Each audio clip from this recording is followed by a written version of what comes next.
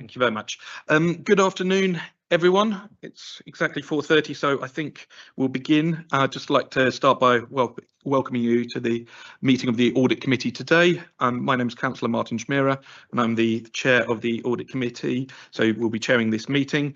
A few matters of housekeeping to begin with.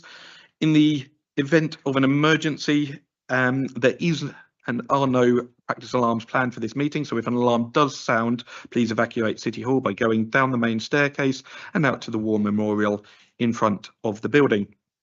Please would speakers use microphones at all times and speak directly into the microphone. While you're not speaking, please do mute them though. The meeting is being live streamed on the Council's YouTube channel.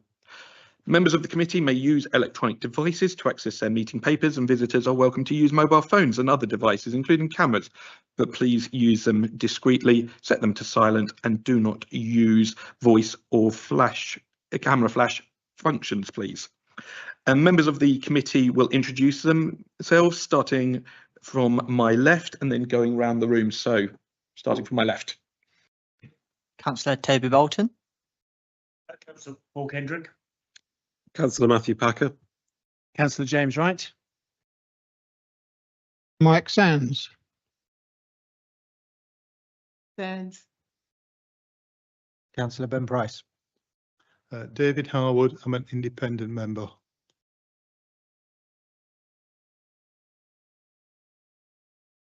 Teresa Sharman, Head of Internal Audit. Nicholas Austin, Director for Climate and Environment. Louise Rawthorne, Chief Executive.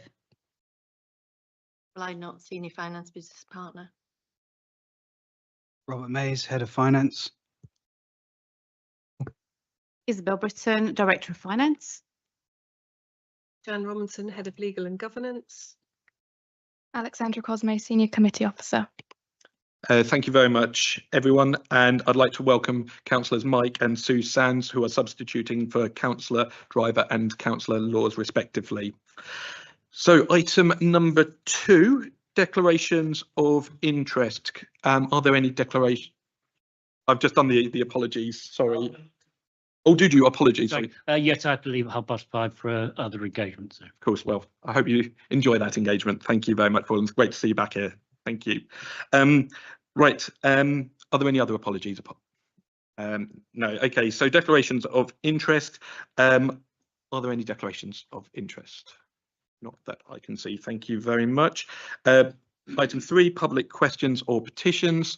There weren't any public questions or petitions received, so we'll move on to item 4, which is the minutes of the last meeting.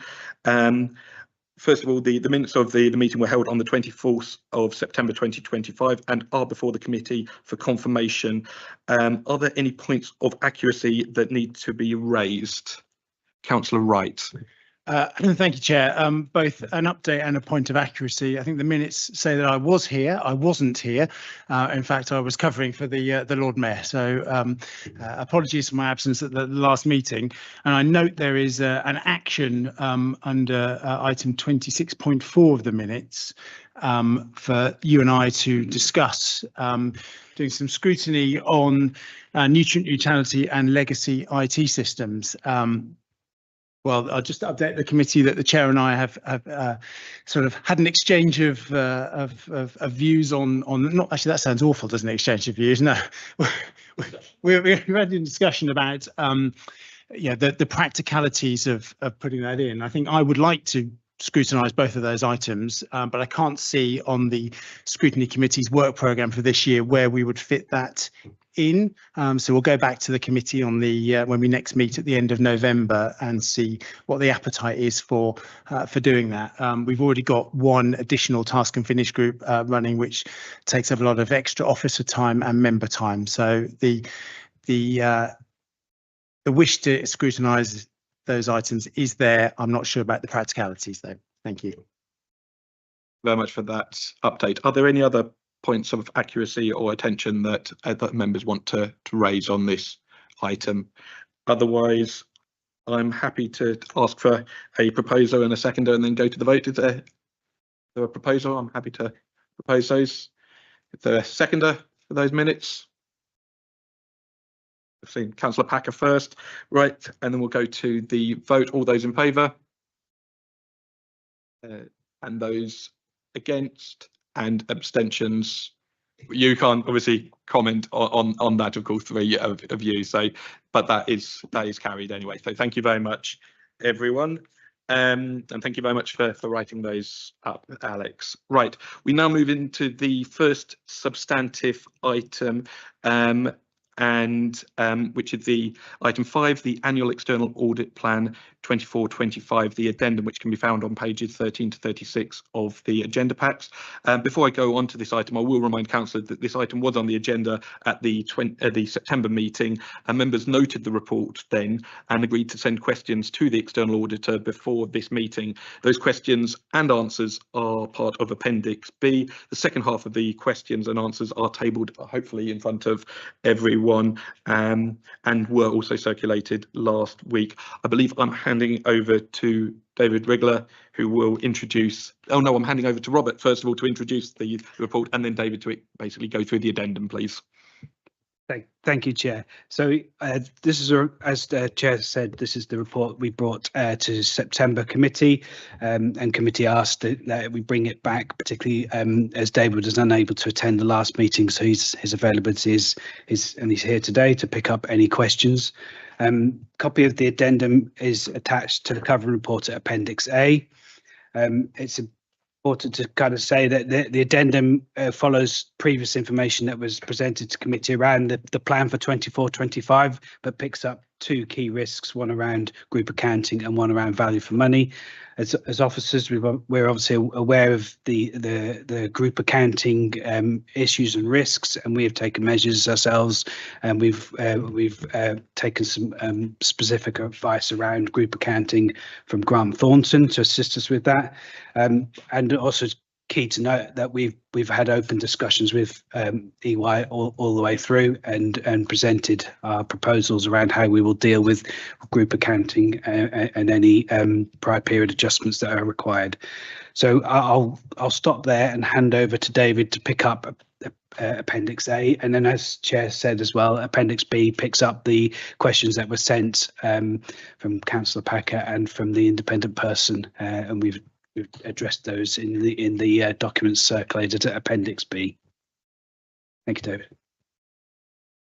Thank you. And I'll start by apologising for not being able to attend the last meeting. Working, I think I get invited to about 60 to 70 audit committees a year. You'd be surprised at how often they don't clash, but this one did clash, so apologies for that. It's not unusual for an addendum to an audit plan, so our audit planning will continue right throughout till we sign off. The report was tabled to the last committee, the addendum to the original provisional report that came to the committee in I think you've had 2 chances to read the addendum, so probably did move straight to any questions.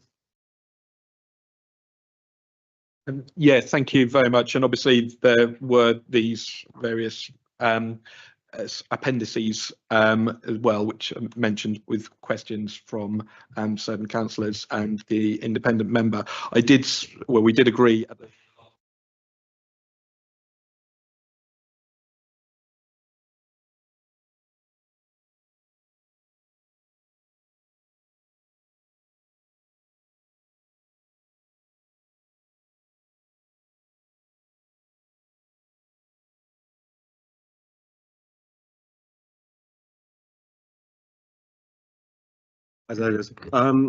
A former member of the shareholder panel has informed us that the shareholder panel went some time without meeting. So just a question around the governance, that if the panel met once during the year 24-25, would you see that as impacting the governance of Lion Homes?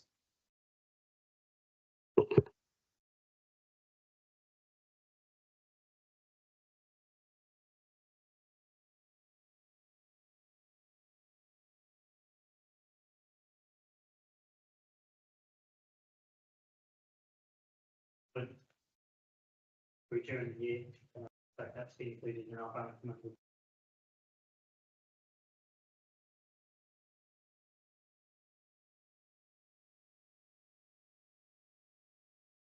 Please, Chair, thank you.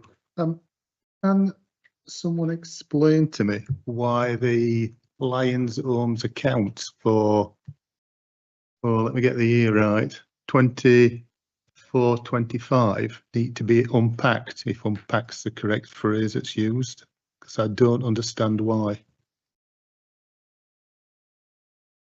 So I don't understand the question. Within there's a reference within the report about the need to go back and review the Lions Homes accounts for 24-25, and I'm sure the word is, it talks about them being unpacked in the fact that there's been a members voluntary liquidation, if that's the right phrase. And I just don't understand why is the need for something to happen retrospectively. Maybe I'm reading the statement wrong. I probably won't be able to find it. I can't look at, but that's my understanding of it. Or is that wrong? Is the accounts that have been prepared as at the 31st of March 2025 for Lions Homes, are they not going to be altered from the ones that are being presented to the external auditor, presumably? So at the moment we have a set of unaudited accounts for 23-24. They've been prepared on a breakup basis. Yeah.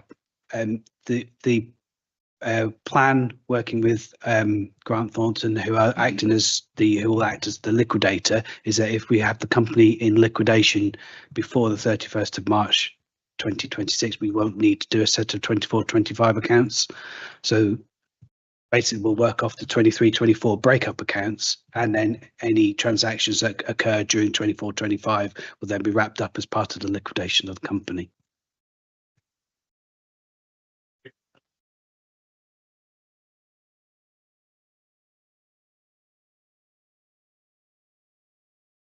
We're prepared. They've been prepared on a breakup basis. Okay, so on that basis, does that affect the accounts that you'll be reviewing for 24-25?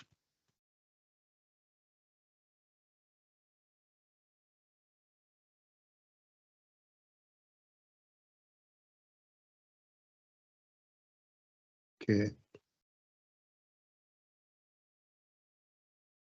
Were there any further questions from councillors on this particular item?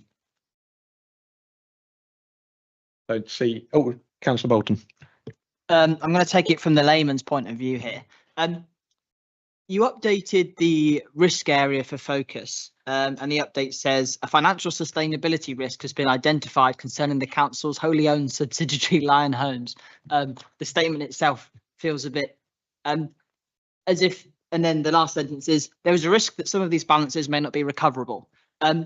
Was it just assumed until the point of the decision of liquidation that there wasn't a risk there, and we're now only adding the risk after it has already come to fruition, and it wasn't already on for it to be added as a risk? That makes me feel like it wasn't even considered as a risk to start with, that the company would ever possibly do that. I was just seeking clarification about why it says why the risk is added now when it almost feels reactionary. I'll start with already provided for in the original account. But from an audit point of view, we're looking for the trigger may indicate the impairments, the balances on the council's statements.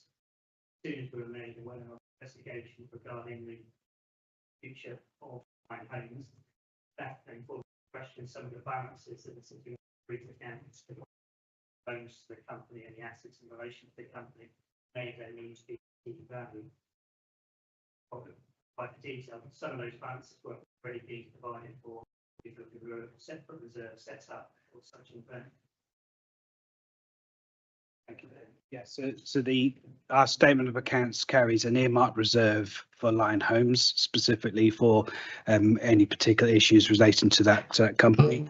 The reserve stood around about £3 million at the end of 24-25, and an additional 1.5 million was added to reserve in 25-26. We've got a total of 4.5 million to cover of any eventualities resulting from Lion Homes.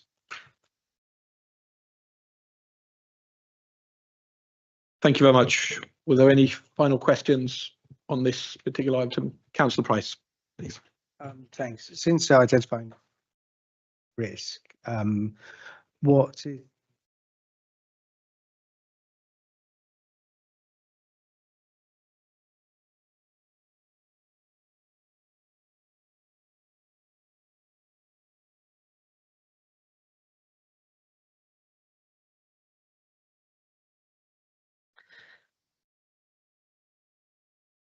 The fees first. PSA contract which we work on, obviously is a scale fee set for each council. Set different factors that will trigger an additional fee. Additional risks are a trigger that will result in additional fee.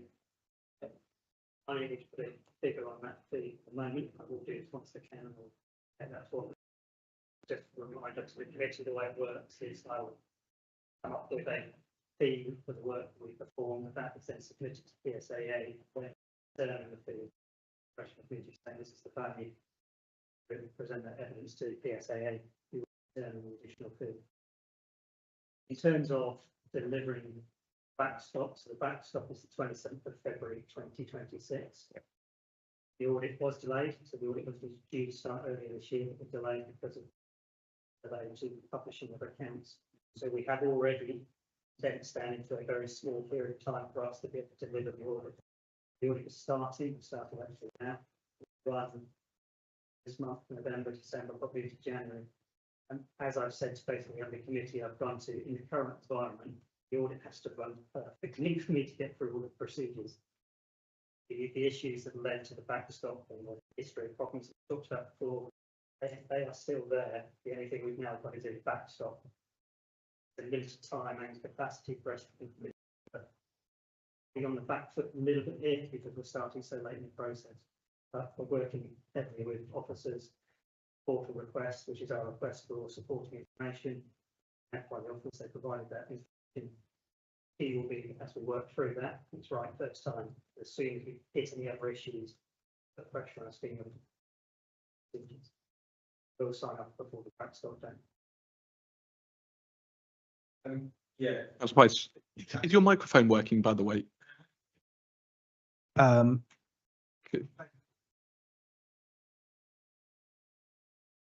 do you want to be working? Thanks for the response.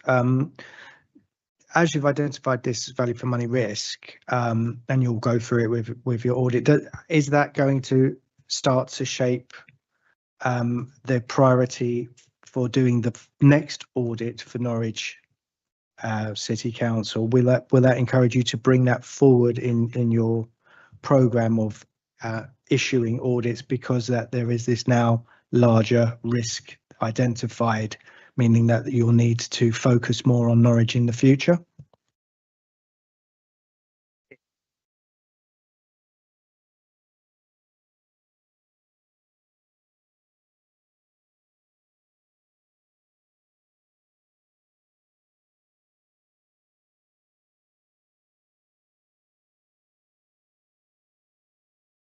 Support working papers, no history of issues, so we've got confidence we can go in and finish it, move on.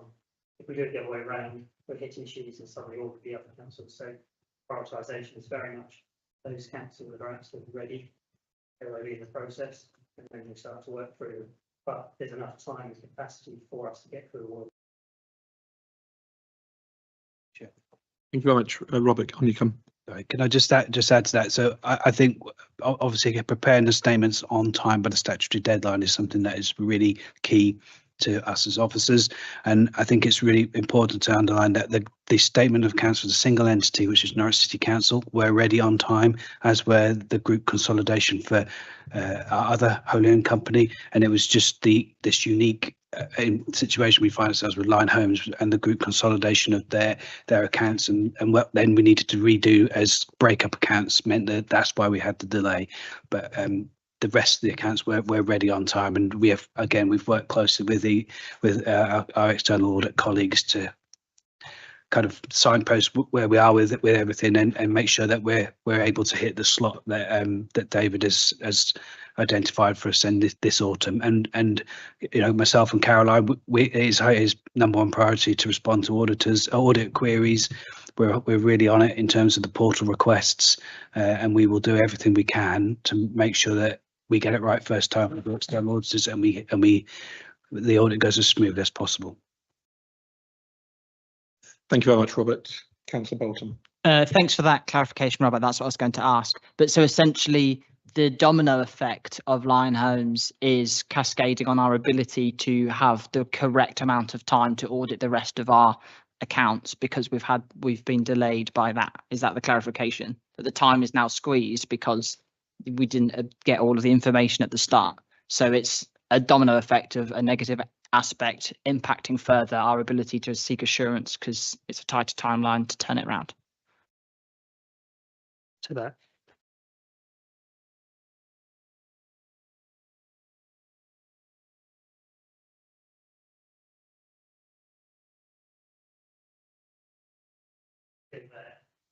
Shifted back closer to that backstop. That's what I mean. That if we hit issues, we'll be on the backstop. Whereas if we hit issues here, it might have been resolved some of them. So still the same amount of resources planned to complete the audit. Cool. Thank you. Thank you very much, David Howard. If I can, please, in the agenda pack on page 34, I asked a question under 2, which said, how have the material errors in Lions Homes arisen? But the responses don't actually explain how the errors have arisen. Can we be provided with an answer, please? The error was identified as part of the audit. The error arose as an invoice was raised to capture the sales and the cash was received. So from an accounting point of view, it looked like a sale in 23-24, but the legal completion did not occur in 23-24. It didn't occur until 24-25.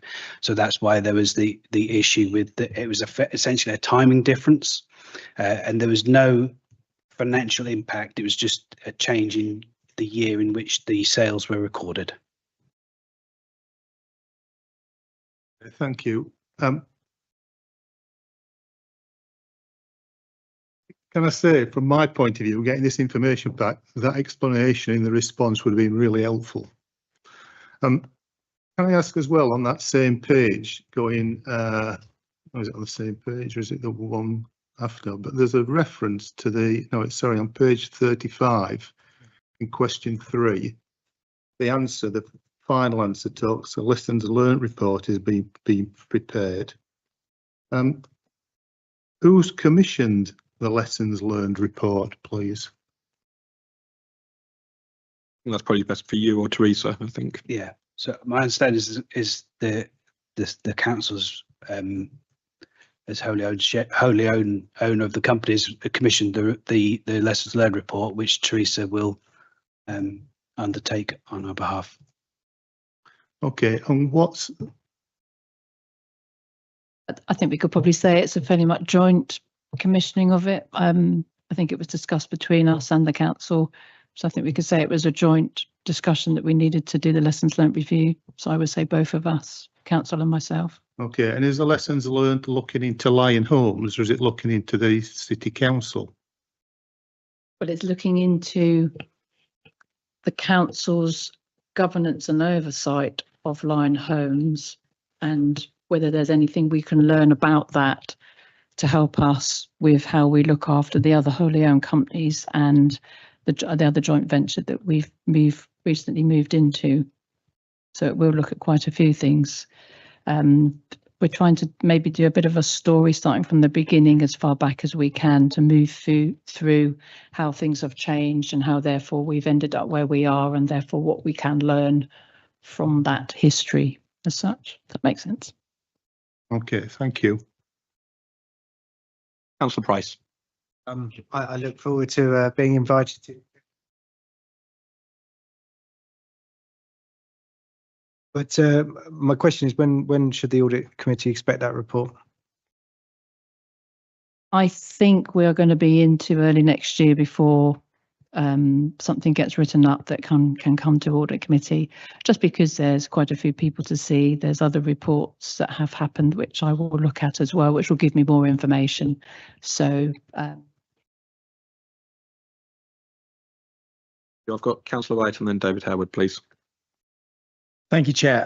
My response is just to update David's question in the document on page 35 about when the scrutiny committee would have completed their review.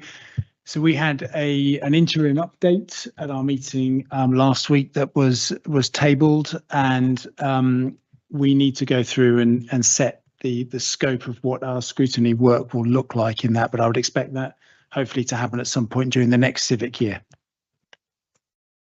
Thank you. And then David Howard. Okay, fantastic. Are there any other questions so that any members would like to make about this report? That's the annual external audit plan addendum. Okay. Don't see any hands.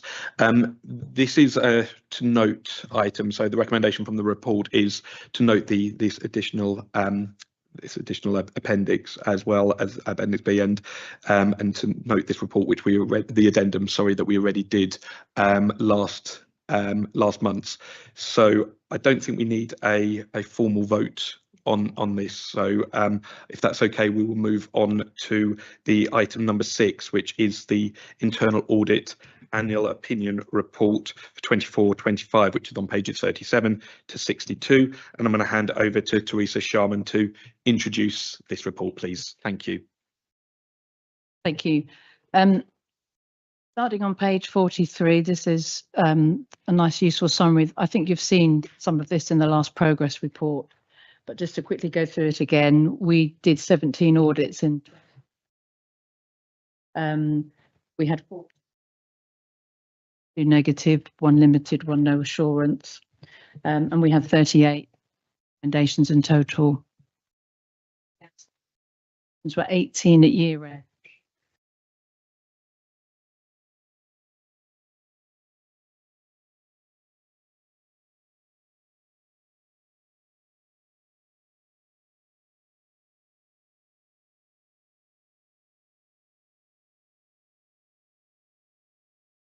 Just give you a little bit of post-year update as to are those recommendations still outstanding or have they now been implemented. So you've got a bit of detail in that section on that as well.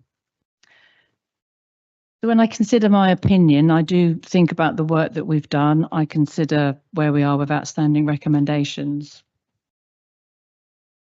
And this year I've had to think about line homes. So in the end, I've decided to kind of split my opinion. So in terms of risk management, internal control, and the council, the governance of the council, I've said that's reasonable. But in terms of the council's governance of Lions homes, I said for the moment, my view is that it's limited. And I've got a little paragraph in there that explains why I've reached that decision. There's obviously the lessons learned review, which will inform that decision better for me as well. But as it stands, based on what I know, I feel that that better represents a fair review of what I think at this current point at time.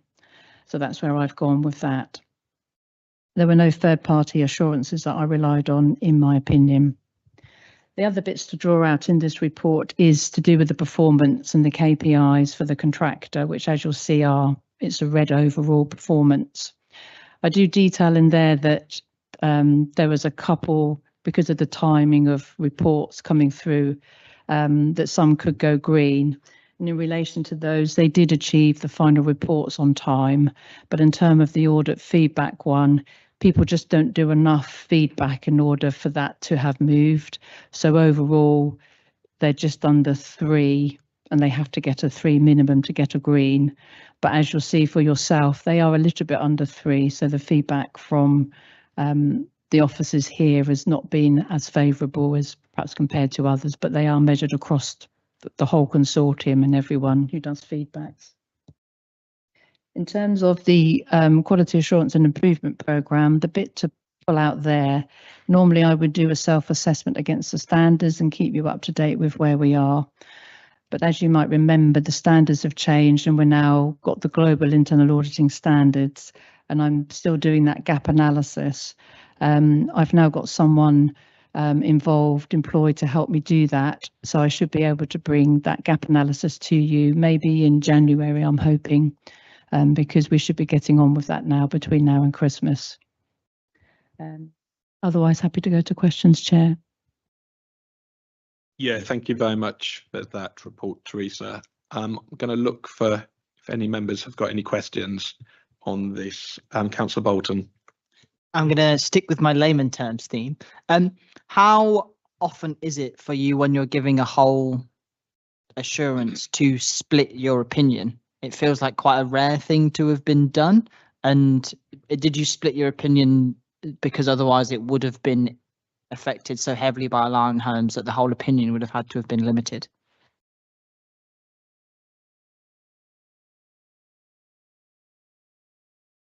It's not very often that I split, but the reason for splitting, I always think about when someone else reads this, are they getting a fair impression of the situation? And it felt like if I just went governance is limited, there you go.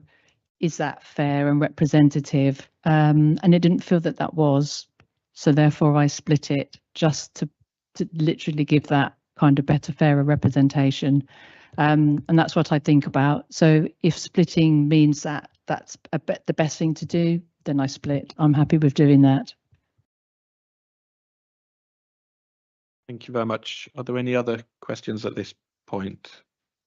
Councillor Packer and then David Howard. Thank you, Chair. Thanks, Teresa. On page 46, so it would be page 4 of the report, there's a reference to Lion Homes that oversight may have been inadequate. So if it is correct that the shareholder panel met once during the financial year, would this have meant that oversight would have been inadequate? Thank you. I don't think you can say because something that means everything's inadequate. I think you have to take everything in the whole, and just taking that one thing again, is that representative of the whole of governance of Lion Homes? So yes, if that is true and I do the lessons learned, I will take that view and say, okay, what's the consequence, the impact of that not happening? Did that mean anything that's significant that led to the situation that we're in? And if that's the case, then there might be a lessons learned that says, yeah, you need to meet more regularly and look into why you didn't and why that didn't happen.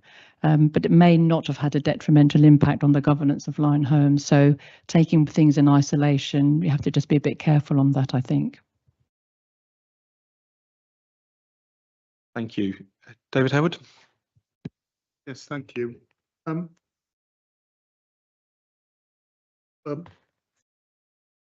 Language is important, and the language that you've used for the reasonable assurance opinion, I can understand. But when we come on to Lion Homes, we as a committee have seen no evidence at all to suggest that a limited opinion that you've given here is the right one. We were unable to challenge that limited opinion because there's nothing in this report suggests why it should be limited. And again, just referring back to what the councillor said, you've said in the third line, oversight may have been inadequate, not is, but may have been. Well, it may not have been because we don't know, because we're not seeing the evidence. So how can we have assurance? Because the issue is that the opinion, or both the split opinion, should transfer into the AGS, and I'll come on to that when we discuss the AGS report. So the question is, how can we as a committee agree to include or sign off the draft AGS, including a limited opinion for Lion Homes, if we've got no evidence to agree or challenge your assumption?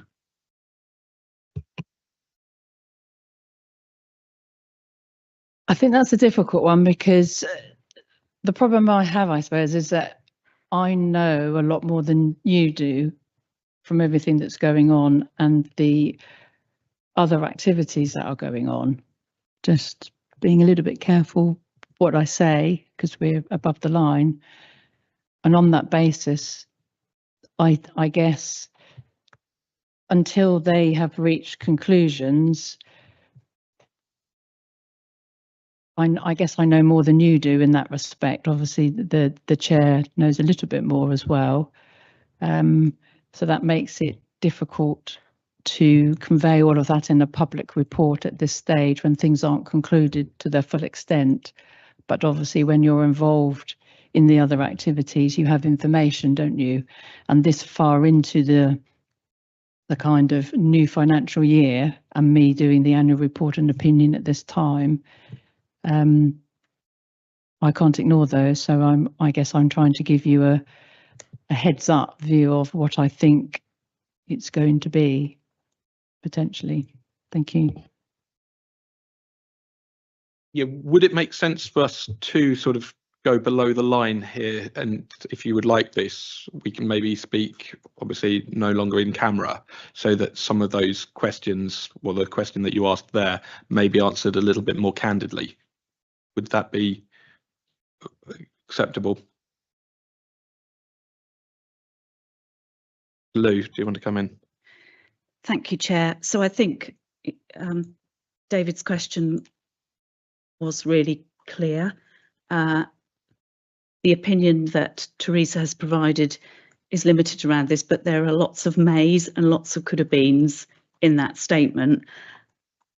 I think that your officer's view here is that until the lessons learned exercise is completed, then you won't have the full picture of information to be able to make that assessment. So I think yep. Okay. And so Councillor Sands. Thank you. Yeah, and the issue then is, will the lessons learned report be tabled before the AGS and annual accounts have to be signed off? Which we've already mentioned the date was the something of February, was it? I don't think it will do. Backstop is the 27th of February. Potentially, if I can get.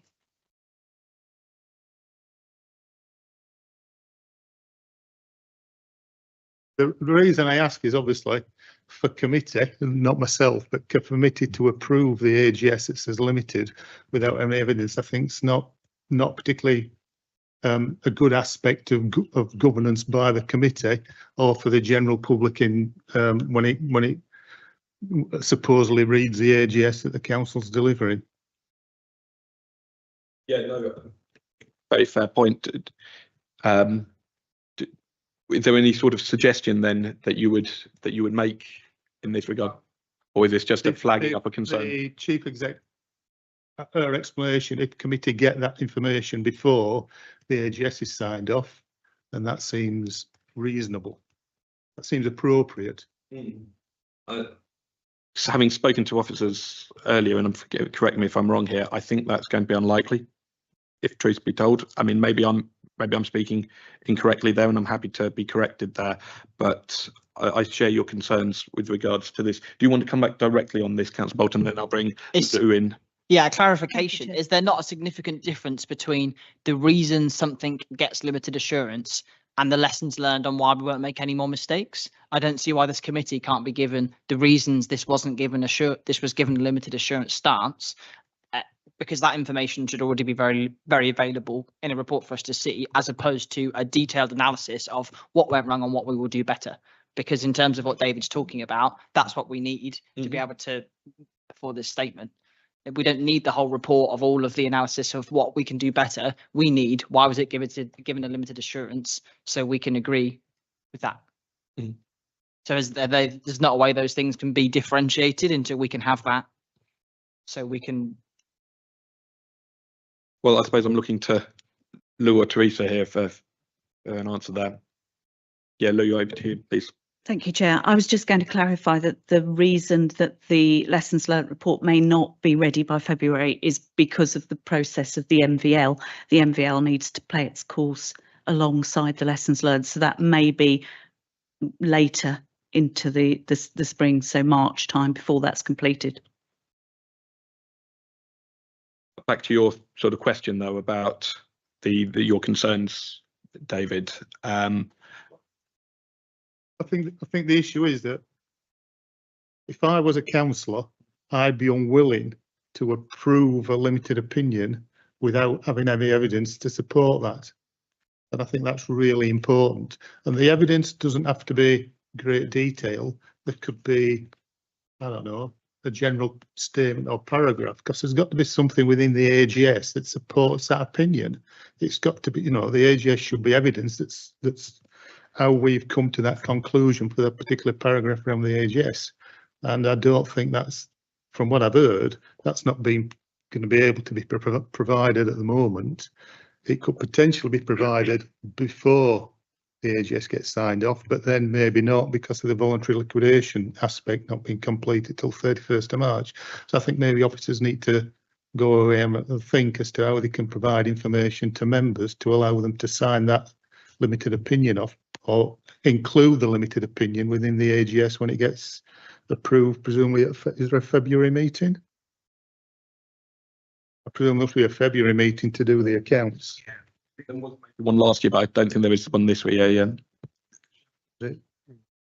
So Sorry, yeah, there's a meeting scheduled for January where we'd bring the final accounts and the AGS, but we may need to move the January meeting like we did last time to accommodate where EY are with the audits. If they're not ready to give their opinion in January and they need time in February, we may have to reschedule. So that it just depends on where we get to with the external audit.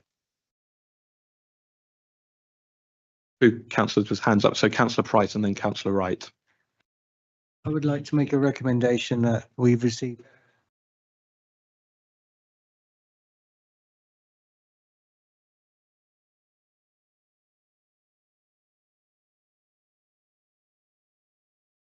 I've got Councillor Bolton. So shall we move to a vote on that at the moment? If we're, did you have a point that you wanted to raise, Councillor Wright? Sorry. I do, not directly related to that, but actually it might go into the thought process as well. My point was one, at scrutiny, we often get the portfolio holder coming along to our meetings, and I wonder whether it might benefit this committee for the portfolio holder to be in attendance for future meetings. Not opposed to that, and I will make sure that when I've had my sort of pre-meetings that we do invite them if people are in accordance with that. I don't think that's an unreasonable request. Thank you. But we have the proposal tabled by Councillor Price. So we've had a seconder. So can we have a sort of show of hands on that, please? Yeah, all in favour. Sorry, apologies. Yeah. I mean, yeah. And then any abstentions or any opponents? Okay, thank you. So we've got that. And have you made a note of that, please, Alex? Do you want to just remind us of that? Thank you. So the recommendation was to receive evidence of the limited assurance ahead of signing the annual governance statement. Now looking to officers, is that possible? Of course, it can be below the line, but I think we would like to see that before we sign off on the AGS, if that's okay. That, assume that's doable. Okay, thank you very much. Are there any other questions or points? So Councillor Price, please. Yes, it's a question for the something up with the mics, Chair. I'd just like to feed that back. They keep turning themselves on and off. I'm just pointing that out. For the internal audit officer, so you've decided to split your opinion here because you didn't feel it was fair to have an overall reflection on governance that would be impacted by the Lion Homes potential governance issues.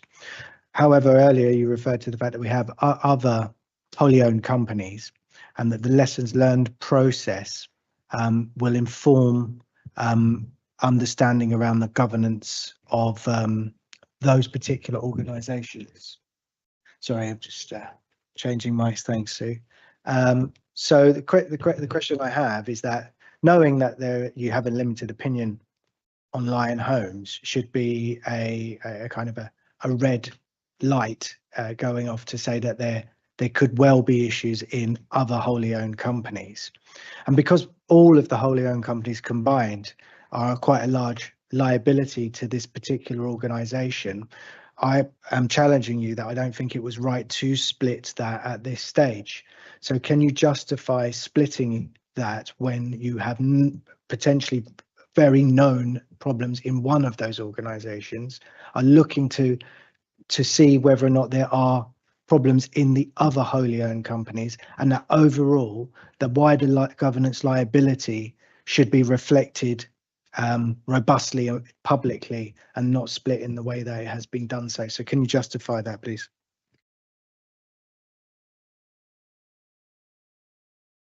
So from what I know, I'm not aware that there are any problems with the other wholly owned company. Last year, a nice assurance map that shows how the council has governance and oversight of the other wholly owned.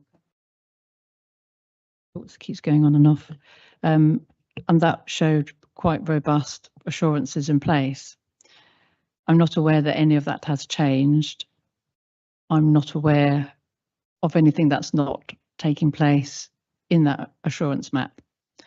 So I didn't feel that I needed to bring that other wholly owned company into my split opinion. Does that answer your question all right? I'd love to see a question, so appreciate that. Thank you. Thank you very much. Were there any other questions? David Howard. Yes, thank you. Moving on, can we look at page 51, please? And the performance of the contractor across KPIs 2, 3, and 4. I'm presuming these KPIs are in the entire control of the contractor, because it's about their output. Why have they not? And those the 3 have been marked red since the contractor was appointed. So they've never met KPIs 2, 3, and 4 when I've gone back and looked at them. What's been done to improve that? What big stick are we using? So in the contract, they have 10% held back, which if they don't meet their KPIs, they don't get. However, not all of the failure to meet the KPIs is solely down to the contractor. Sometimes it's the council. So this year in particular, we were monitoring quite carefully, if you like, whose fault was it more, the contractor or the council's? And on that basis, we gave, I think it was a 5%, not a 10% payment to Norwich. I think that is correct without looking back. So therefore, they get penalised through the kind of retention that we hold back, so they don't get paid if they don't meet all the KPIs. And then it's just about, is it all their fault, and therefore do they deserve something? Because sometimes they don't meet a KPI because the council hasn't perhaps responded quickly enough. So that's the kind of biggest stick for them. But obviously we are working with them. We've got some better monitoring in place, and this year they have less audits, and they seem to be doing a lot better. Whether that's because they have less audits, I don't know. But yes, they seem to be slightly better this year so far. Okay, thank you. And can I ask about KPI 7 and why? And again, it's referenced as a SIAS compliance, the Public Sector Internal Audit Standards compliance, and deep dive reviews weren't undertaken either last year, and they've not been undertaken this year. So how can we be assured that the findings in the audit reports that are being placed before us are supported by fieldwork findings? Okay, so at the time I wrote this, I hadn't done the deep dive reviews. I have done them now with Tia, and all the evidence was there. I was quite satisfied. There were just a few minor points that we both agreed on, improvements to the working papers. But when they send me a draft report, I get a extract of the working papers that tells me what they tested and the results. so I can raise any queries with that at the same time as I read the draft report. Thank you, Chair. If I may, so in that case, they're not complete. It should be a green, black tick in a green box, should it? And yes, yeah, I should have ticked it. Yes, absolutely. Yeah. Were there any other questions on this internal audit report? By the way, Councillor Price. Thank you. Just referring to the kind of outstanding recommendations. 4 recommendations from the housing repairs void management audit that are still in progress. What's the current risk to housing service delivery and tenant safety due to the delay in their implementation?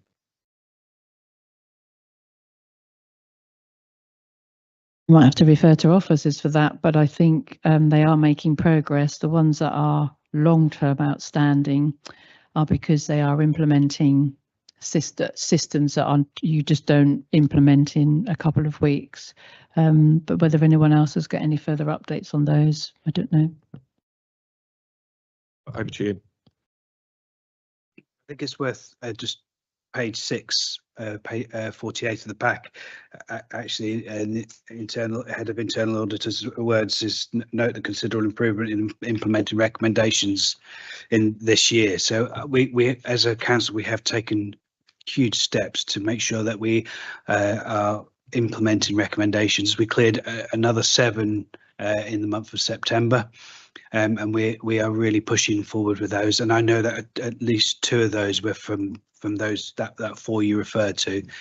So where recommendations aren't being implemented, there's obviously we've got the reasons why, and we're pushing those forward with from the central point, and also working in conjunction with the service delivery. Come back on that. So the question was about what was the risk to tenants while these are outstanding, and that hasn't been quantified in the responses received. Perhaps it might need to come from someone in housing. Could you get a response to quantify that risk? Because I think it's a genuine concern to have. Thank you. Yes, sure. I'm happy to follow up with a written response to you. Thank you very much. Are there any other questions that anyone may have at this particular point? I mean, just from my point of view, I think there are quite a lot of the questions I had have already been answered, in particular regards to Lion Homes and also the recommendations that Councillor Price just referenced there. I mean, there are also, I know we discussed at the last meeting about the safeguarding failures within HR, and in particular the DBS checks, and it does seem like that there have been some improvements made there, which I've discussed with officers outside this meeting, but unless anyone wants to sort of talk about that now, or anyone wants to add, I'm happy to take that assurance there. I've got a couple of questions that I've got. One is about the sort of assurance mapping gap and the sort of partial conformance, and how can that be rectified before the next review? And then the other big question I've got, or big point that I want to raise, is about the timing of this report.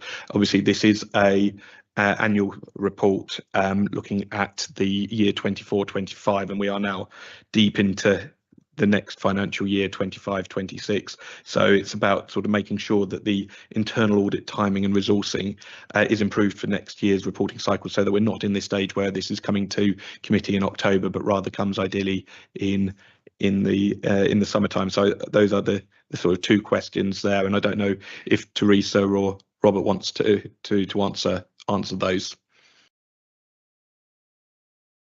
And in terms of the process, yes, we are talking with officers about how we can make sure we have a process in place so that we can get the annual report to the June meeting, because that would be the best time, the quickest meeting that we can get to. I think that should be something we're all aiming for next year. What was your first question? Sorry. Just to quote Councillor Bolton, to put it in layman's terms, the sort of follow-up discipline and making sure that those recommendations are embedded in a timely manner as quickly as possible. And obviously, I know you've cleared up quite a few of them you've mentioned, Robert, but making sure that discipline is embedded going forward into the council processes. So Thank you, Chair. So as part of our monthly process, we have a tracker where all the recommendations are loaded onto the tracker, and head service and other officers input into the tracker. As soon as they believe they've implemented the recommendation, we push that across to colleagues in tier to respond and close the recommendation down. And as part of the sort of internal governance process, we have now what's called an insurance board, which is our ELT and heads of service, and the audit tracker is taken through assurance board, and recommendations that are falling behind or are not being implemented in a timely way are challenged at that meeting, and the responsible officer has to provide additional assurance that they're working through it, and explanations as to what the next steps are in terms of delivery of the recommendation. So we are internally, we're following up, and it's becoming a well-oiled process now. Thank you. Last chance for any questions before we move to a vote on this. Okay. Sorry, Councillor Price, please do. Just briefly, I mean, we not completed the self-assessment. I think there was something about circulating it around, and that's part of our kind of ongoing improvement. The self-assessment of the committee. We did that as a group before in the past, but I don't believe we did it in the 24-25 cycle. So perhaps you could just explain where we are with that, or why we didn't, or how I've got that wrong. Thank you. Yeah. So we didn't do it this. There were still actions to be completed on the action plan. If you remember, we did and there was an action plan, wasn't there? Which I think is in the pack, and it shows you where we are with everything. So I think the plan is to do one in January, and then it will come to the March meeting. So that might get picked up when we get to that item a bit later on.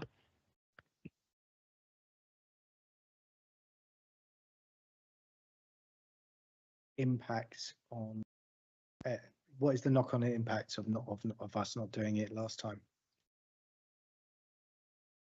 I don't think it has a major knock-on impact, because yes, ideally you would do something annually, but if you've still got actions in place, there's no point repeating it because you'd have the same action. So I think it's quite justified that we didn't do it last year.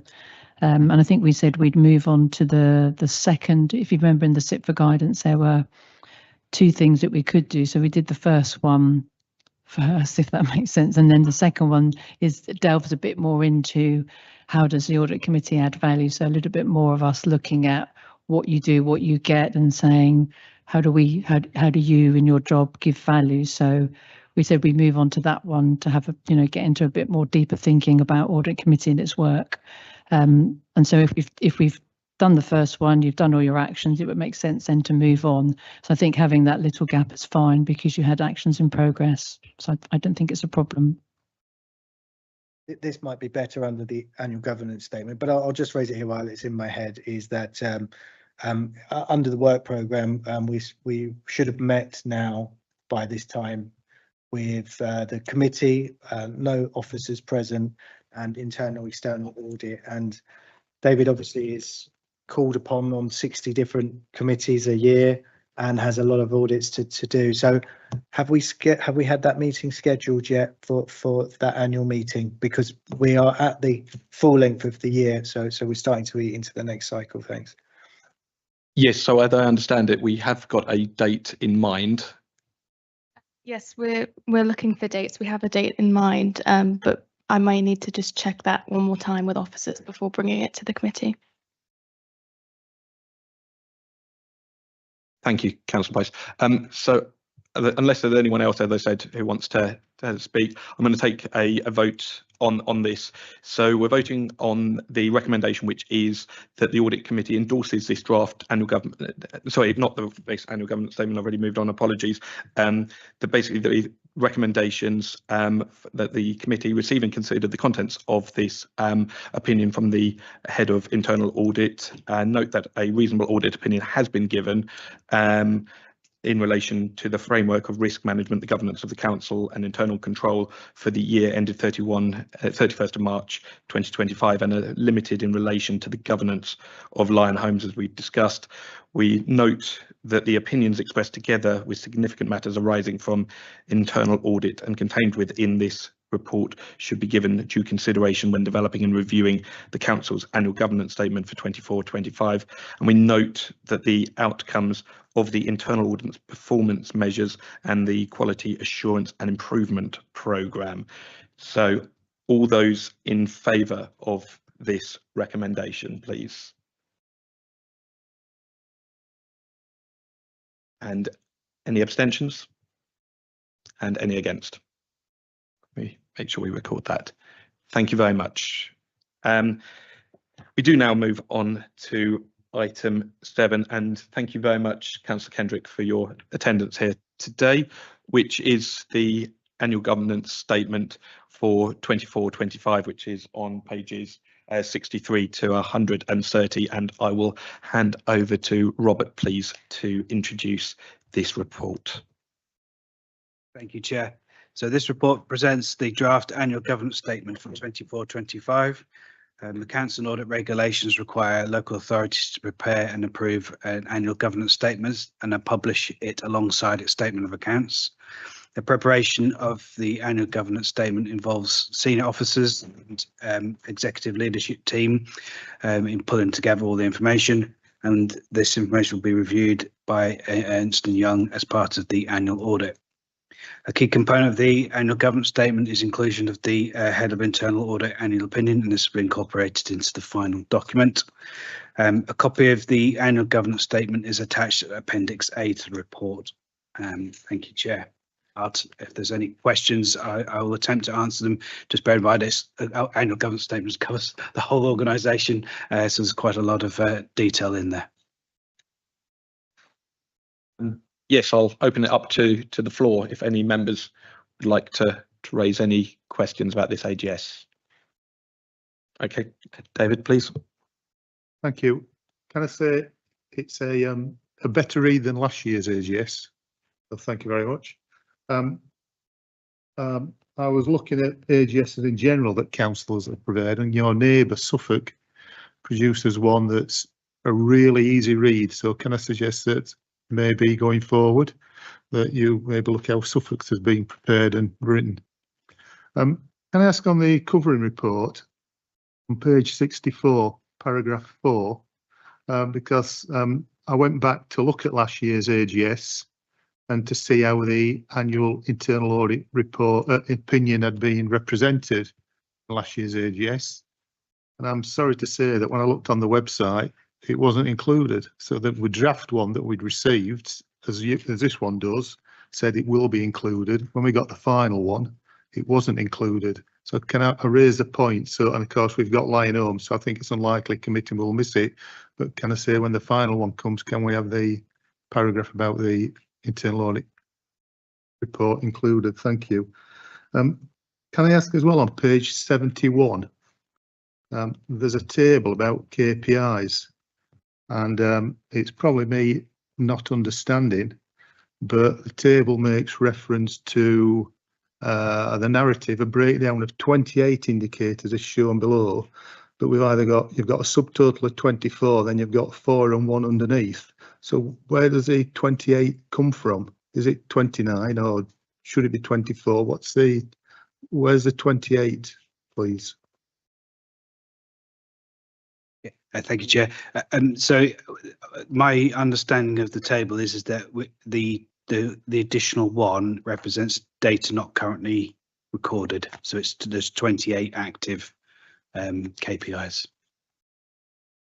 Can I suggest the table was amended somehow so it's clear that there are 28 rather than 24, 28 or 29? I'm just thinking the general public probably won't be aware of that and they might have the same questions as me. Thank you. And then on page 74, if I just go and find it, the 4th paragraph down, is it? Says in October 2024. talks about the cyber assessment framework, and the next paragraph talks about that as well. But it doesn't actually say how that affects the city council. So I'm presuming we must be signed up or we're following the framework, but it doesn't actually make clear. So if that is the case, can it? And if it isn't, can we have some explanation of why it's being included? Thank you. Yes, I'll follow that up.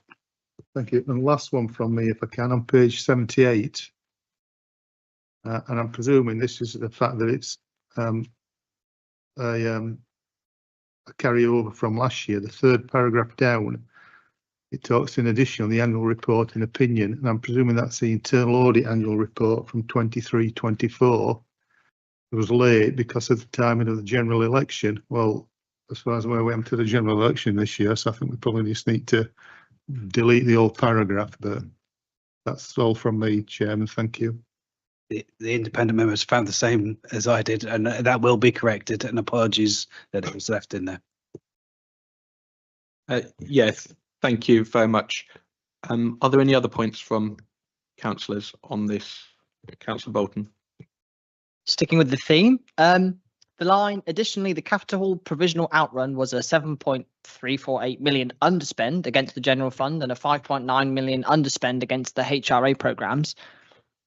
Sorry, page 72, the last two lines. Is that a thing to be proud about, that we're underspending £12 million? Is that not a concern that we're under delivering for residents? Can I just seek assurance around what that underspend? Do we consider it a positive thing? Do we consider it a negative thing? Am I misinterpreting it?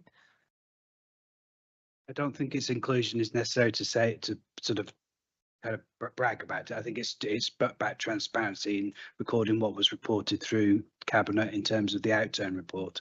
So it's recording, you know, the kind of mechanism for capturing our effectively our outturn on the revenue budget and also on the capital budget, and the reasons for the kind of detailed slippage in the programme will have been detailed in the cabinet report. Okay, thank you. Thank you. Were there any other further questions about the annual governance statement? Councillor Wright.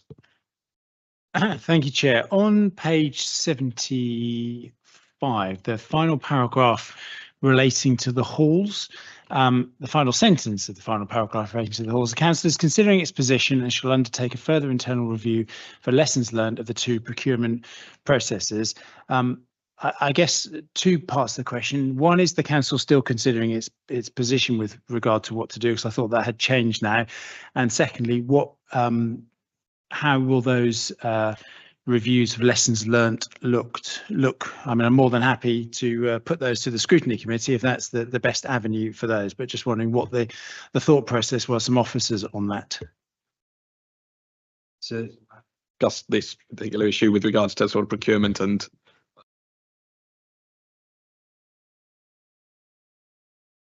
so the wording was updated for the as part of the presentation to this committee. I think I need to take away your questions and refer to colleagues so we can give you a more up-to-date answer, particularly around you know what the position that we're currently taking with the halls.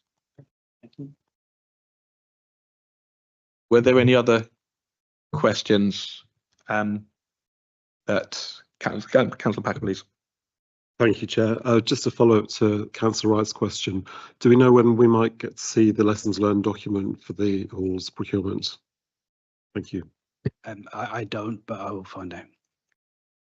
Chair, I can answer that because Yeah, I am actually conducting that review and investigation into that at the moment, and as soon as I have concluded that, there will be a report that will speak to the Chair of Scrutiny and come forward, because it's about the process.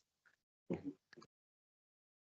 you have a rough idea of timing at this stage, or is it still very much up? I would say it would be early new year. Okay, thank you very much. Any other questions, Councillor Bolton? It was more of a statement and a reminder to my colleagues about the fact that I don't think we can endorse this annual statement until we've got the recommendation that we just raised. Mm-hmm. And whether to open the floor if anyone wants to discuss that before we vote on it. Yeah, I mean, at the moment, this is of course a draft version, and I do understand your concerns, rather than the full one. So I don't know if that may be a sort of way that can be mitigated when we come to, I think it is the January meeting, when we will get the full and updated one on this, and hopefully we'll have more information.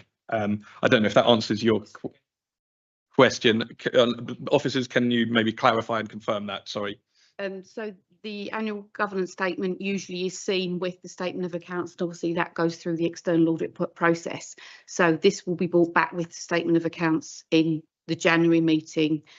What is actually timetabled now is the January meeting. So you'll have the opportunity to actually endorse this at that point.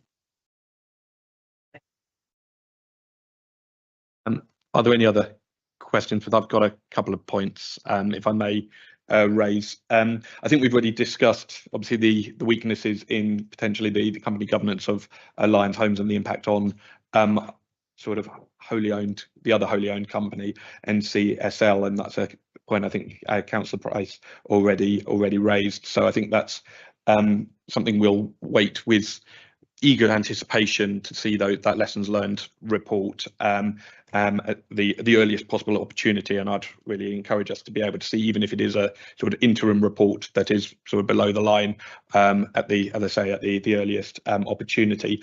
I've got a couple of other questions, which is about the well, there's still residual risks in procurement and contract management that we've just discussed, in particular when it comes to things like the halls, but the sort of audit backlog delays. And I've got the question there that what is the sort of confidence that these backlogs won't rear their ugly head again, and that we are basically on top of this going into the next couple of years, please.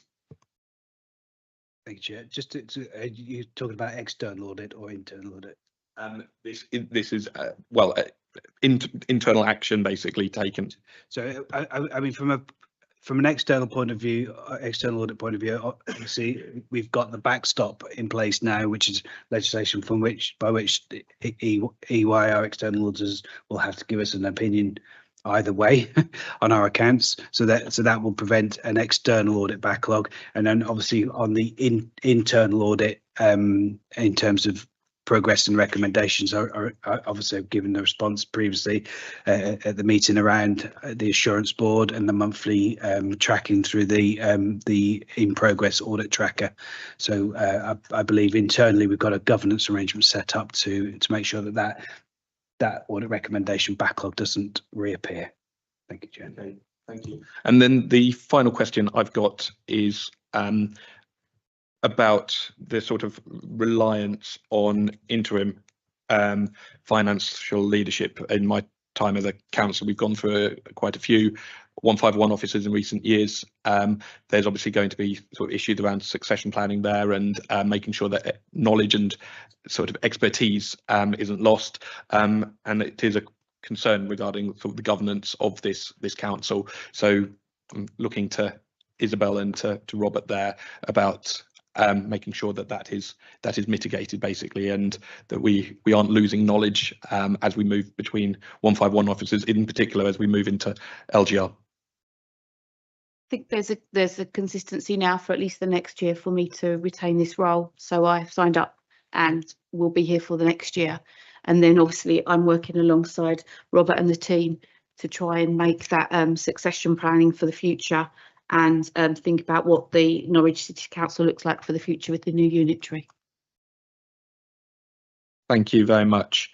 Were there any other questions that any members had on this particular item? And as I said, we will be coming, this is the draft version, we will be seeing the full one again in January. So the recommendation is that the audit committee endorses the draft annual governance statement subject to any proposed amendments. I'm going to ask for votes in favour of this. Any abstentions? Thank you. And I think that's everyone, so none against. Thank you very much, everyone, for that. We now move on to item 8, which is the corporate risk register for 25-26 Q1, which is on pages 131 to 154.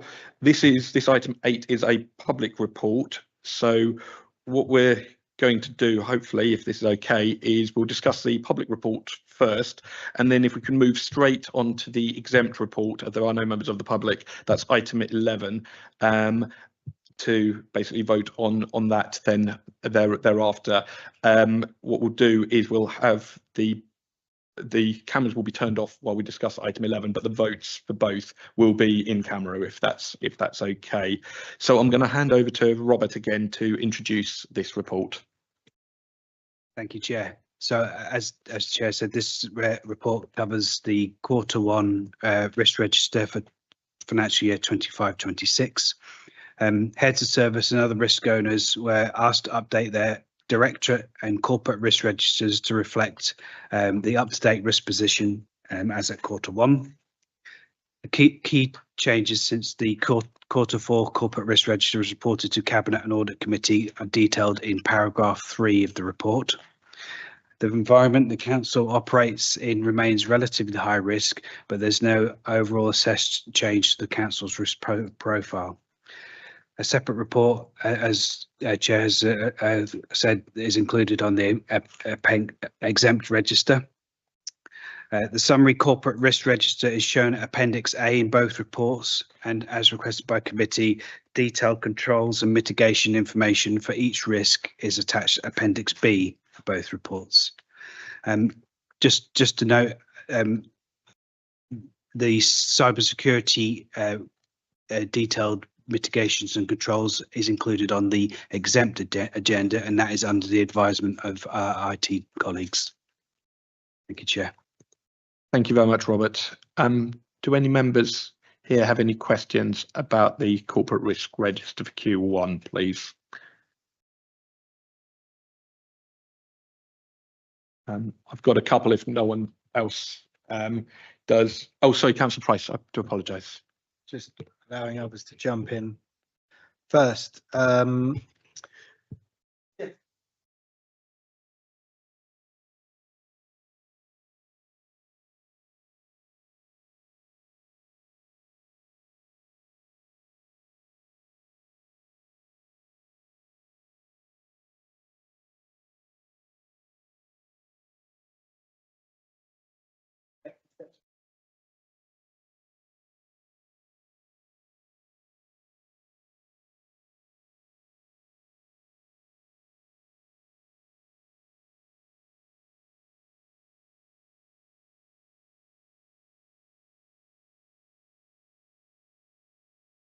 Nick, you'll be answering that question. Right, Councillor. So obviously all our incidents are recorded. There's regular meetings taking place with our corporate health and safety team, contact centre management, as in so the controls that we put in are being monitored, review. I mean, I can report, obviously this is Q1 looking back, and we saw an uptick since we've made changes to the way the reception desk was working. We've got regular management walkthroughs going on, as we've talked about de-escalation change. We've seen that downturn. Obviously, it's not something that we rest on our laurels. So again, there are regular meetings taking place, but every incident will be looked at, any report will be reviewed and say, is there any more learning that we can put in place? Thank you. Were there any others that you wanted to raise, Councillor Price? Go again then. Yeah, feel free to. Yeah, sorry. So we've got the kind of we got the worsening health and safety around the kind of fire wardens at City Hall, and a few other bits of that. So again, there's what is the work taking place to sort of unblock this stalled work, and what is the new time-bound target for completing these mitigations? So thanks, me again, Councillor. So in terms of that, there's been some movement on it. Was concern about, as lots of environment move into smart working, previous rota-based fire warden type arrangements don't work because you don't have the same regular set of staffing We've proposed some more flexible arrangements. There has been some HR issues to work through. They are now cleared. Also, the chief executives to re-emphasise to our middle management group about the need to do that. We've had some recent needs to evacuate the building, which actually is always a good thing. It's far better than doing just the test, and we're happy with those arrangements, but we don't rest on our laurels. I think there's some other things that we're driving through the team in terms of progress. I think there are areas in there that we've made good progress, but we're reminded back to our heads of service that you have to be able to evidence those in a regular format. So I think the impact score had gone up, and it comes back to us getting documentation. We have an annual away day training event with the whole of our heads of service and ELT. Will re-emphasise what our priorities for the year and include making sure that that reporting cycle is right. We have an internal health and safety board, and I will be joining that as the new responsible director and ELT advocate to make sure that we drive those changes through.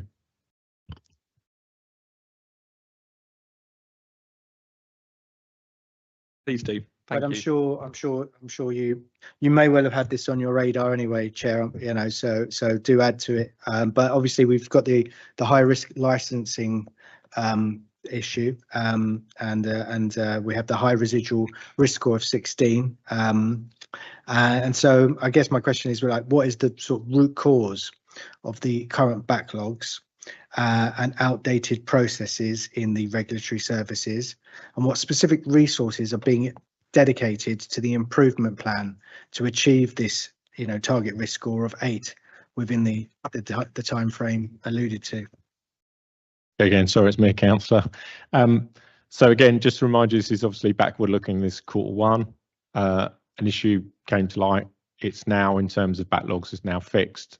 Most licenses, certainly taxi licenses, are going out within 1 or 2 days as soon as we've got a valid application that we can make a decision on. In terms of the underlying risk, the service has suffered from some IT and process issues and actually been working across multiple systems. We have a project that has taken some time to get implemented, but we hope that we'll be switching on in a phased way. And we hope most regulatory services will be on by Christmas. That gives us enhanced abilities for officers to manage their own workload, manage with triggers, and also allows us to use BI so that we will be aware of these things more. We're also removing all the paper from the system to make sure that everything's clearly obvious and we know what we're dealing with. Can I confirm with the IT issues that you had, is that relating to legacy IT systems, or is that procurement of new IT systems? Oh, apologies. No, it's the use of legacy and being half on to a new system. They've basically been using a mix of electronic file shares, a legacy system, and a bit onto the new system. We want to get on one system by Christmas to make sure we've got one version of the truth, and we're using common tracking mechanisms that we've got on, as well as in establishing strict performance targets throughout the service for all the different license types and all the other different regulatory activity, so we can tell quickly when something has been missed or goes out of tolerance. Okay, so just I think it's worth noting, Chair of Audit and Chair of Scrutiny, as I put forward to yourselves to be looking at legacy IC systems. I think we've got another example there, and I hope it can be expedited onto your next annual audit plan. But am I right in confirming that you're actually having the same information potentially held in multiple different areas, and so that actually there isn't a strong consolidation of this, and you're having to check across these different systems at the moment, and there is a risk liability in that? Have I understood you right? Have I got that wrong? So sorry, there's been a mix of different parts of processes on different systems, some of that on legacy. Our intention is to, by Christmas, be on one system. So that will remove that risk. Thank you very much, Councillor Price. I have Councillor Sands first and then Councillor Wright, please. Thank you, Chair. Can you just comment for me on, it's down as a new direction, failure to address issues of capacity at Whitlingham WRC? So that's the specific risk that's the specific risk about making sure we've got adequate wastewater treatment facility capacity, ties in with our nutrient neutrality means, and obviously the impact on potentially increase in housing or increase in demand, making sure that we can meet that. So I think the report talks about there's three main controls in there from our point of view. One is making sure we've got nutrient neutrality credits so that we can do that. The retrofitting of council's own stock to put in more water efficient measures, which means there's no net gain in terms of we do increase in our own stock, and obviously using our powers and consultation with Anglian Water and central government to make sure new capacity comes online. Just ask on that. I mean, obviously you put some mitigations and they seem very sensible, of course, but is there a contingency going forward if those mitigations aren't as successful as you would have hoped, please? Well, as I say, the only limits there, the limit really is to making sure and using government lobbying to make sure we get more wastewater capacity. Council is limited in the action it can take. We're doing everything we can and obviously opening up to credits, but the net gain there really is about making sure that the extra capacity comes online. From our point of view, when we pass planning permissions, obviously it takes a number of years before actually you get billed or adding into there, but it remains a constraint and it's a risk. Thank you. And then Councillor Wright, please. Thank you, Chair. My question is a follow-up to the discussion you were just having with Councillor Price, and relating to the sort of mixture of legacy systems and other systems. Do you feel, or how do you feel that might impact your ability to respond to either an FOI or a subject access request if you're having to pull data from multiple systems? Thank you.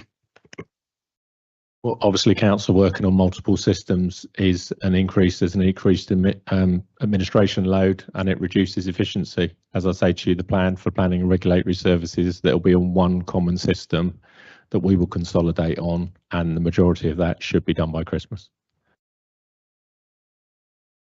Thank you very much. Were there any other questions?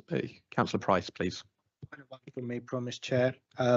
So it's more generally about, the new risk management strategy and policy, which includes finally, as recommended by this committee on numerous occasions, a risk appetite statement. My question is, how will the executive leadership team ensure that the new risk appetite statement is understood and applied consistently across all directorates when setting risk tolerances and prioritising control actions?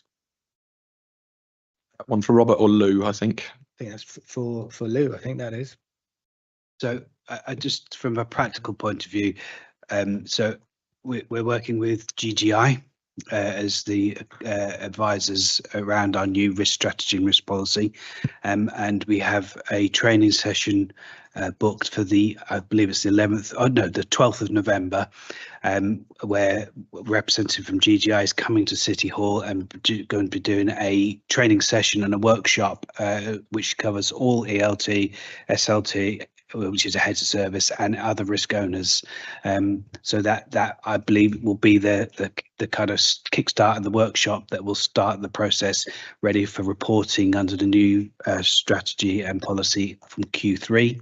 And GGI, as part of that process, are going to help us by transferring the data from our current risks onto the new templates, and work through us understanding how we interpret and apply the risk appetite process and statement to our risks.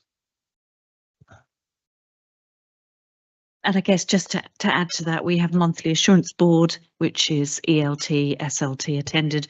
We will cascade that training and that development in through that forum, and also we can cascade it through our usual channels of directors, heads of service to teams. So we will work at cascading that new approach and that new kind of definition in that way. Thank you. I really appreciate both your answers on that. So the assurance that I'm seeking is that there will be a sort of an ongoing kind of review of the effectiveness of the kind of training and cascading of the risk appetite.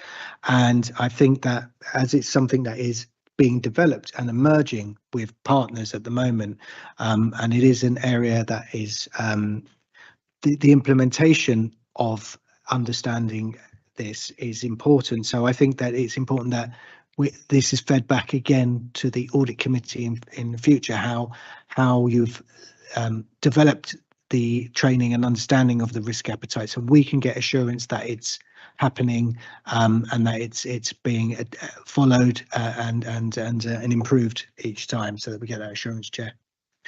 Thank you. I see Robert nodding. I think that's an agreement. Yeah, I'm just looking at sort of when we could have that as well in your answer, please.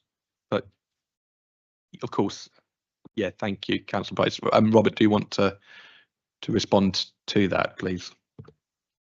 Yeah, I mean, I will feed it back through to GGI and take advice from them in terms of how we kind of capture that and best report that through in our reporting. Initially through cabinet, because that's the first place we take it, and then obviously onto this committee. Yes, thank you very much. Are there any further questions from any members? Right. Okay. Oh, sorry, David Howard, please. If I may, Chair, thank you. Not on the register itself, the content of the register, but going back to the risk management strategy that we approved at the June meeting, the introduction of that, risk management is about improving our ability to deliver our strategic objectives, and then it talks about managing threats and then seeing opportunities, etc. And of course, the strategic objectives, as I understand it, are the 5 priorities: a fairer Norwich, climate responsive Norwich, a future-proof Norwich, an open and something responsive council. But the 5 that are in the thingy. This report, how does that address this register? Rather, how does it address the delivery of our strategic objectives? So I think in its current form, it's obviously there's a historical process. I think from applying the new risk strategy and new risk policy, that is something we can build in as part of that reporting. Does that mean then that the next time we see this register, it won't be a list of risks in this format? It'll be, you're not going to be able to answer this question. I won't ask it, but I'll be interested to see how GGI take our strategic objectives and identify how we're going to achieve the objectives through the 24-29 corporate plan. I forget what it's called. Is it called a Fairer Norwich? I don't know. Is it Fairer Norwich? What's it called? We Are Norwich. So I'd be interested. I'd hope next time we see it, it will be looking at delivery of corporate objectives rather than be a risk of risks that could potentially happen, if that makes sense. Robert, Lou, do you want to start with that, or Robert?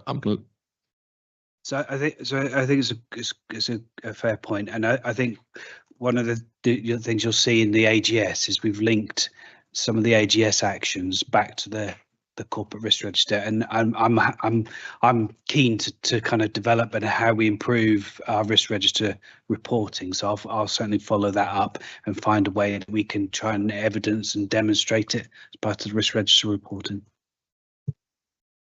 Yeah, and I was just to add a tiny thing to Robert's. So I think what you're saying is that it's how do we demonstrate that link between the risk that we've identified, the corporate priority, and the delivery of that priority. And I think that's something we can look at how we pull that together in that way, can't we? And can I say that many councils don't show that link at all? Many councils just get presented with a list of risks with no link back to what the council's trying to achieve. And I think it's really important that some thought gets given to how we go about it. Because the other question is that for this information, when this gets presented to Cabinet, how do they challenge it to know the corporate delivery, the corporate objectives are being delivered? And I don't think it can be from this risk. But at the moment, Norwich is no different from 99% of other authorities and how registers are presented. Lou, do you want to respond? Yeah, thank you, Chair. And yeah, and I guess it's actually there are two strands to the risk work, aren't there? There's the delivery of the corporate priorities and risks to delivery of those.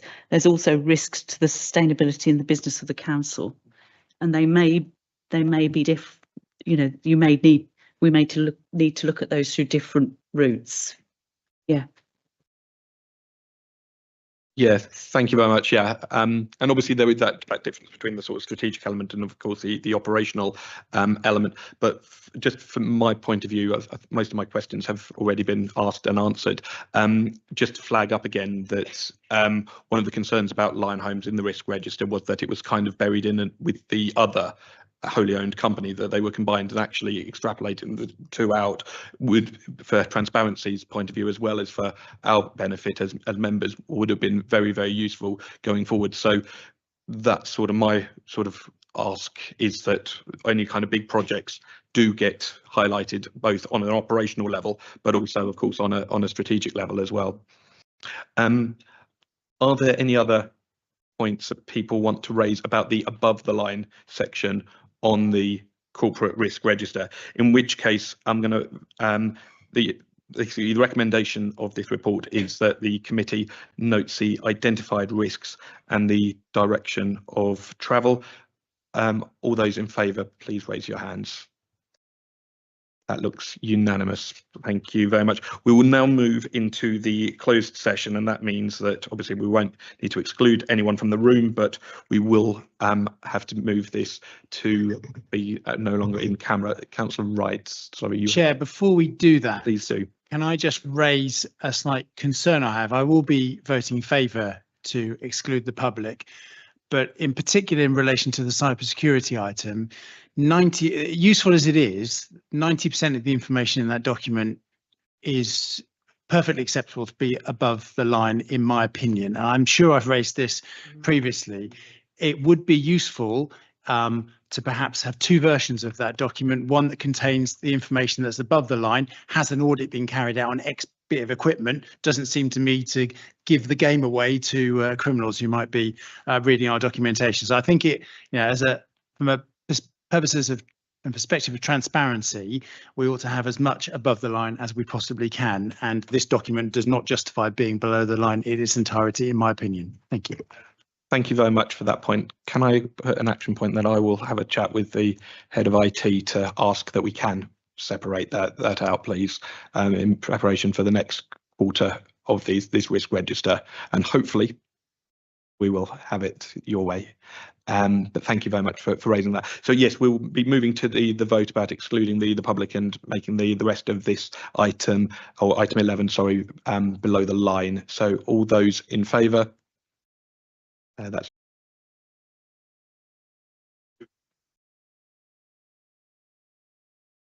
is the work programme, but we'll make sure that we are basically no longer in an exempt environment.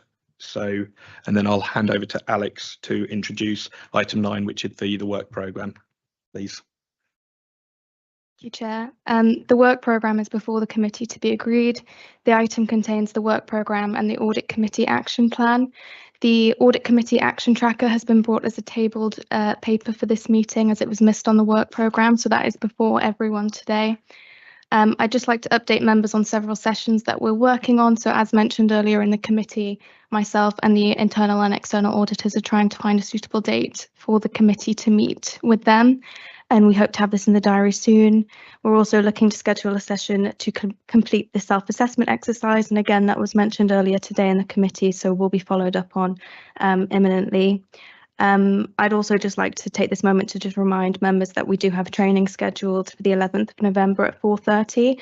We're going to change this to be a hybrid meeting just to ensure that we can get maximum attendance, so that will be reflected in your diaries soon. Thank you, Chair.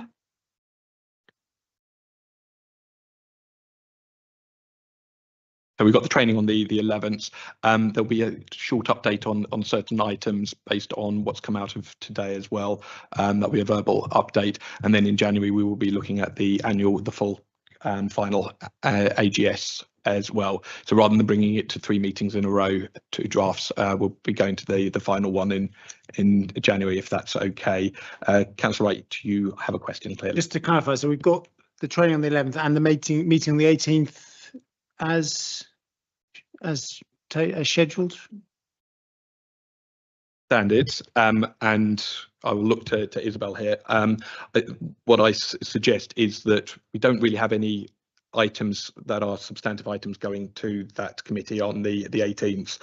There are a few outstanding bits that we are in the last couple of meetings, a few action points that we would like to get a sort of verbal update on. So I'm asking that we will get that verbal update from officers at that before that training on the 11th.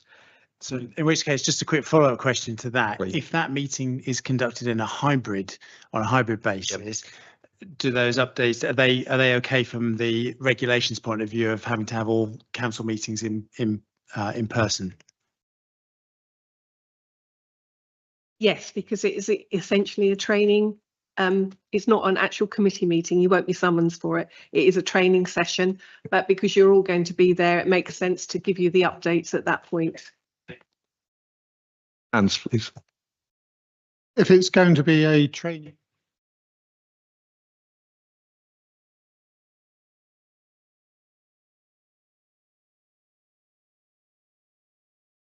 I have no objection to that. It's Robert who will be leading the training. So Absolutely. All the merrier. It's all about the accounts. thank you, Councillor Price.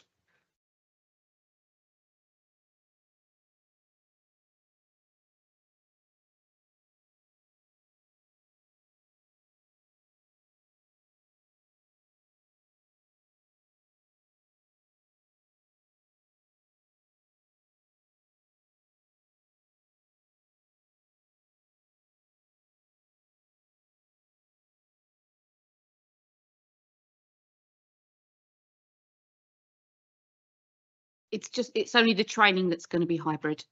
It's the 11th, which is the training session. So there won't be any decisions to be made. No, it's not an actual meeting. It's the training session that's hybrid. Okay.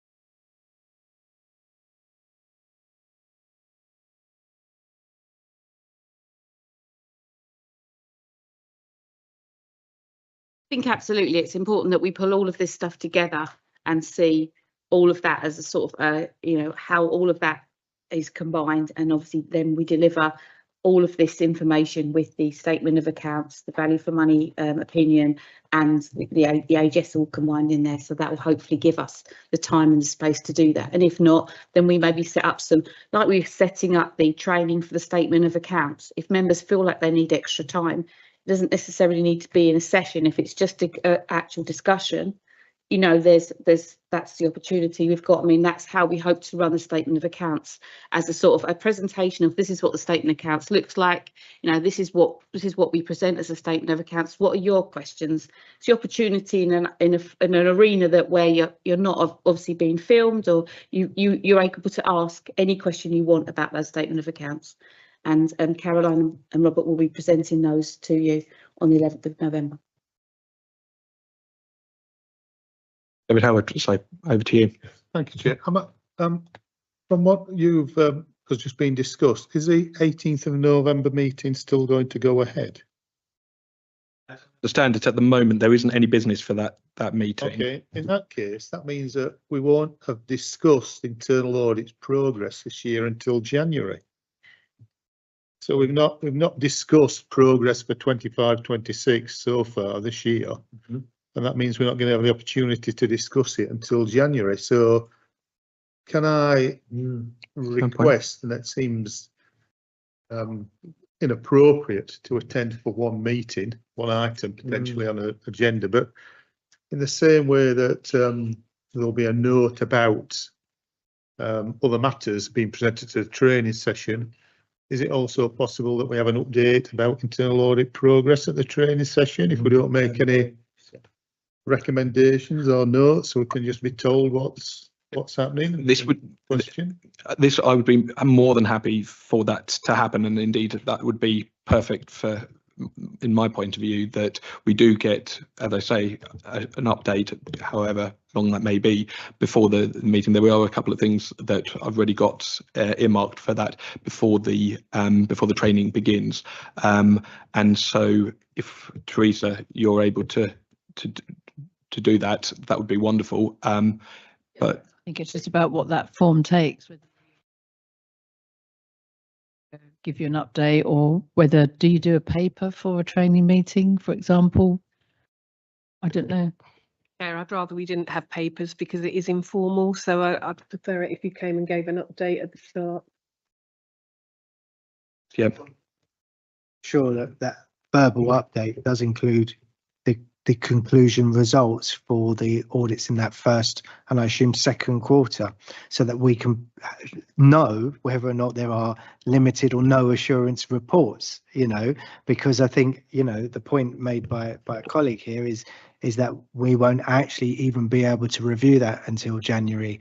So, so I think that is too long for this committee to not be aware of limited or no assurance reports. To say that even if we had